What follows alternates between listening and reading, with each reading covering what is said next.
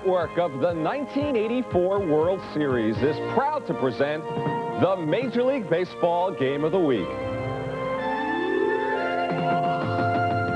Today, from Wrigley Field, Chicago, it's Dale Murphy and his Atlanta Braves in town to take on the Cubs. Chicago is flying. They now lead the National League East by 5.5 games.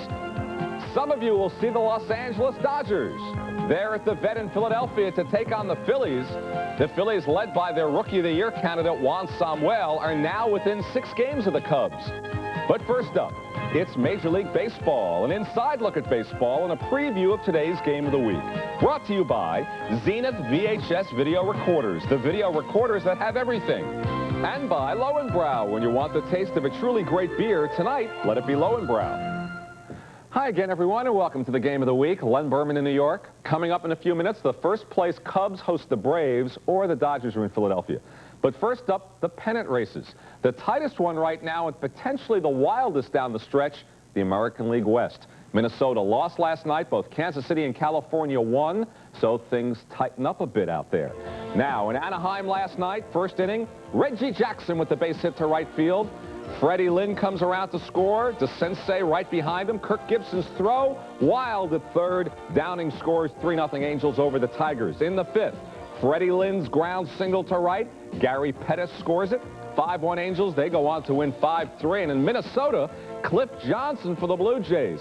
Fly ball down the right field line. There's a pinch ground rule double in the 8th. Blue Jays went on to score 3 in the inning en route to a 6-2 Toronto win over the Twins. Blue Jays trail by 11 in the East. And the standings in the American League West starting today, the Twins lead both the Angels and Royals, both by just 4 games. Now, in the National League East, more breathing room for the Chicago Cubs. They won, shut out Atlanta yesterday 3-0. The Mets lost the doubleheader, so the Cubs lead now in the National League East is 5.5 over the Mets, 6 over the Phillies. One of the big reasons for the Cubs' success, this man, acquisition on June 13th of Rick Sutcliffe. Here he nails down yesterday's 5-hitter against Atlanta. He was 4-5 with Cleveland, now 12-1 with Chicago. I spoke with Sutcliffe a short time ago. Rick, how do you explain the fact that you were struggling with Cleveland? Here you come to the Cubs, and presto, you're a huge success?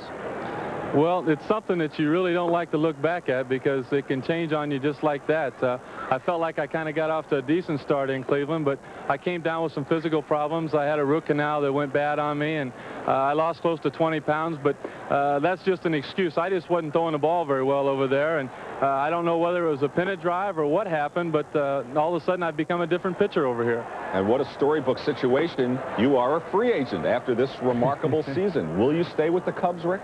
Well, really, I don't know what's going to happen as far as that situation is concerned. As we talked about earlier, the way I was throwing in Cleveland, not really anybody wanted me. So, you know, it's something that I haven't put a lot of thought into. The ultimate goal for me right now and everybody on in the Cub organization is to get in the playoffs. And, you know, I really try not to think about it any more than I have to. We've started negotiations, but as of right now, nothing's really happened. We just kind of got acquainted. And I'll kind of, you know, if we win this whole thing, that'll kind of take care of itself. But, Rick, I read one report that said you could become the highest-paid pitcher in the history of the game. You, Rick Sutcliffe. I don't know anything about that. You don't know what you're worth right now. I've never won 10 games in a row before in my life. I've never been in a situation like this. So ideally what I'd like to do is just finish the season out, and then at the end of the year kind of look back and reevaluate things and just kind of, you know, let things settle down a little bit and realize where we're at. All right, Rick, thanks for talking with us, and best of luck here on out. Thank you, Len. What a story with Rick Sutcliffe. And we continue on our pregame report. We'll talk about player managers, and we will have our Super Slam home run. But in the early days of Major League Baseball, player managers were routine, and there were some big names who had that distinction. Ty Cobb was a player manager.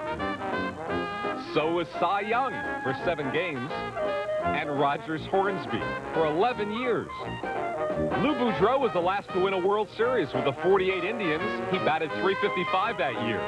Tinker was a player manager, and Evers, and Chance. Okay, trivia buffs. Hall of Famer.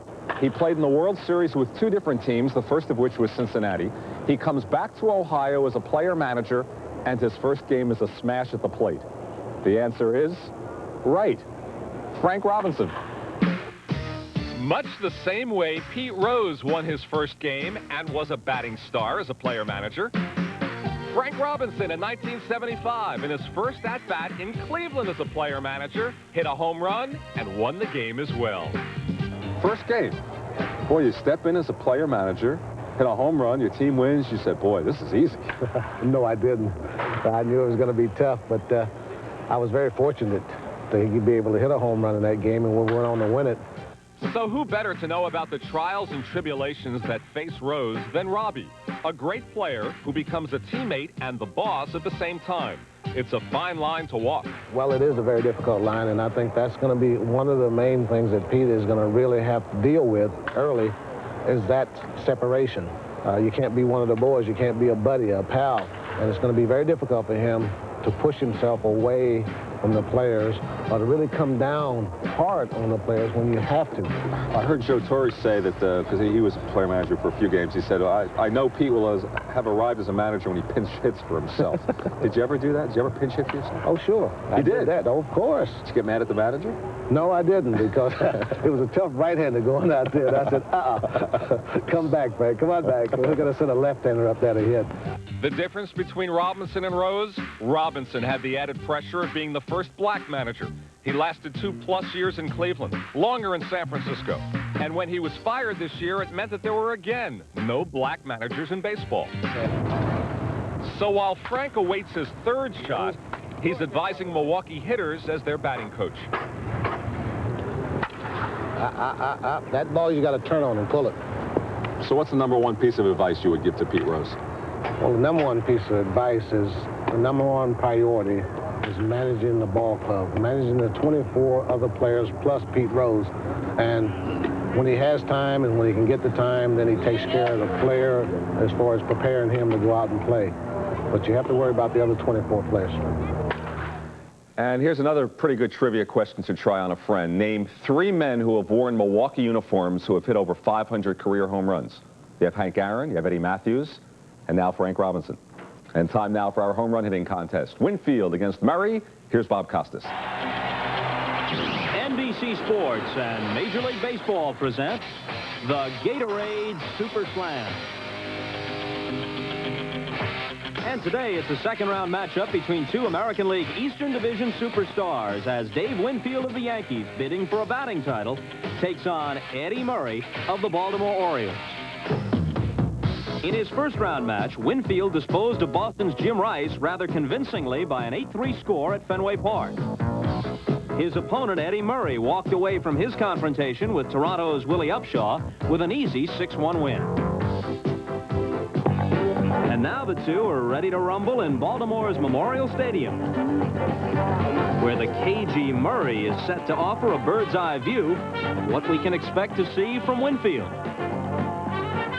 Well, he's hot right now, and as far as the baseball goes, he's hitting the ball fairly well right now, leading the league in hitting, and I'm just hoping, you know, he keeps the ball in the park tonight, at least during this contest and during the game, you know, and just hope to win. But Winfield is hoping to win, too, and he's got a sneaking suspicion that getting past this round will lead to bigger and better things.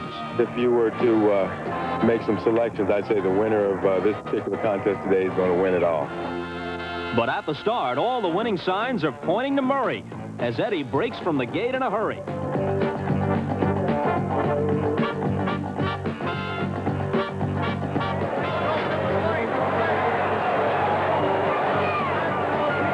Winfield can only watch in dismay as Murray takes a 4-0 lead before Dave can even get the pitches where he wants them. Ah, but that's more like it.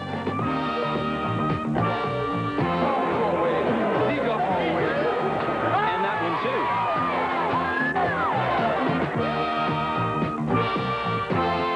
And that one.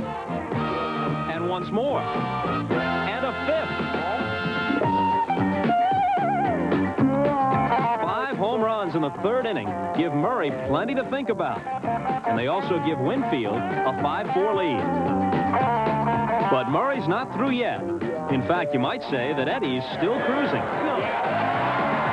He hits 2 more homers of his own, and after 3, Eddie Murray of the Baltimore Orioles has reclaimed the lead over Dave Winfield of the Yankees, 6-5.